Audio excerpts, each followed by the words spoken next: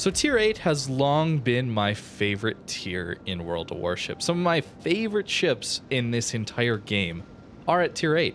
Massachusetts has been in the past easily my favorite ship in World of Warships, and it really hasn't even been close. But you'll notice I don't really play it all that much anymore. In fact, I really haven't played tier 8 in several months, this being one of my first games back at this tier. And really, I haven't played it for a multitude of reasons, but it really comes down to playing as bottom tier sucks. I think we can all agree with that. The +2, -2 matchmaker can be very frustrating to deal with when you're on the lower side of that, and especially in games where your team might not be the most useful. Which, a bit of foreshadowing for this game, let's just say that.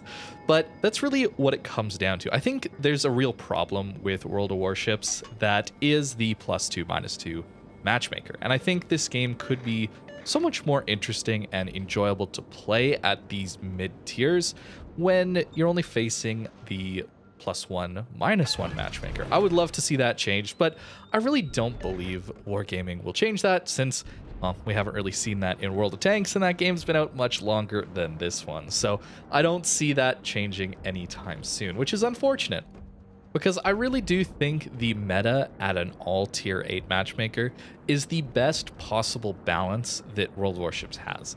There's going to be a few outliers, but overall, I think the surface ship combat between battleships, cruisers, and destroyers is at its best in World of Warships at tier 8. And I've played a lot of competitive throughout the history of World of Warships here, and I even played in some Supremacy. For those of you that remember that, Supremacy League was tier 8. Essentially pseudo Kings of the Sea League play style kind of thing. It wasn't an all-in tournament a couple times a year. It was actually a bit of league play on top of a full tournament, but it was a lot of fun, and it was positioned at tier 8. Which was a really, really good thing, because tier 8 doesn't have the DPM of tier 10, it doesn't have the survivability of tier 10, it doesn't have the range of tier 10, and with that comes a lot of room to maneuver, a lot of room to make plays, a lot of room to play aggressive and challenge enemy ships, where at tier 10, competitive tended to be a lot more passive, just because the power level of several ships focus firing a single ship was much stronger and would often result in a loss if you got too aggressive. But tier 8 seemed to be, at least back in the day, there was several balance changes since then with major repercussions for smokes and HE and armor. So it was a very different time period in the life of this game. So it's not like a full tier 8 competitive season would really bring back that kind of experience, but I'm saying that at least back in the day when the game was in a different state, tier 8 was incredibly enjoyable for competitive. And I do think that an all tier 8 matchmaker random battle would be a ton of fun these days too, for the same reasons that I mentioned earlier, with it just being a little bit easier to push in and make some plays. In this game, for example, I've had to play extremely passive to start off with. And that's really just because committing against tier 10 Smolensk, Slavas, Thunderers, it's a really bad idea. It's a quick way to lose my ship. And because of that, I'm playing so passive, while my teammates are also playing passive. And we just have this sniping, camping, kind of boring meta that I don't enjoy personally. I really enjoy the games where I'm able to push in, the games where I'm able to do something to impact the battle. And that's what I'm going to try and do here. I finally found myself an island to position on. This is necessary these days in a ship like Massachusetts, especially into tier 10 matchmaker. You'll notice I'm cutting off all the firing angles from the enemy Slava and Smolensk. That's really the goal here. There's going to be a carrier that's a little bit annoying, but at tier 8, it's not quite as bad, at least at tier 10, and especially super ships. But the reason I don't play tier 8 anymore is this type of matchmaker right here. Standard battle, tier 10, kinda carrier, but really that's not the main thing. The main thing is look at my team's positioning.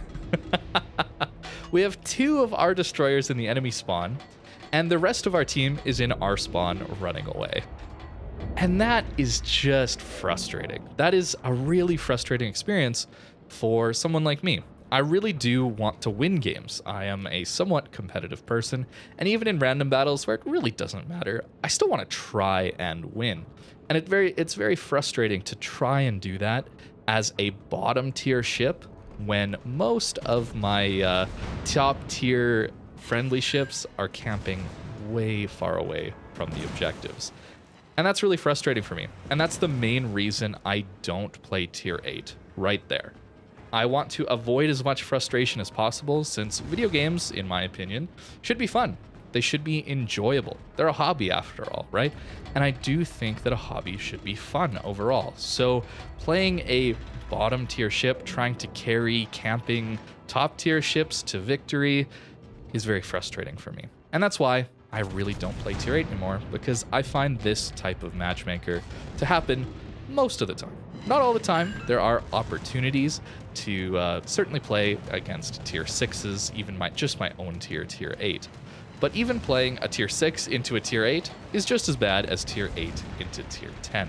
Being 2 tiers lower, it's just very, very frustrating. And I really do wish Wargaming would consider +1, -1 matchmaker. I think it would let a lot of these mid-tier ships breathe a little bit more and have a lot more enjoyable experiences at these mid-tiers, at least for me and potentially some other people who are like me. They're a little bit competitive and don't want to feel like they're at a massive disadvantage just for playing a ship that isn't at the top of the tech tree.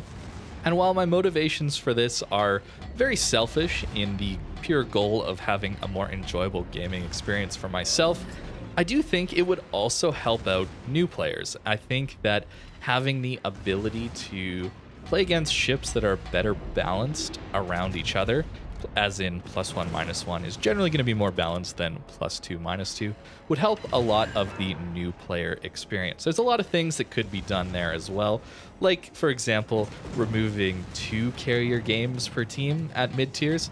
It's one of the reasons I tend not to play tier 6, tier 7 games. There tends to be a lot of those 2 carrier games per team, and that is just really, really rough to play against.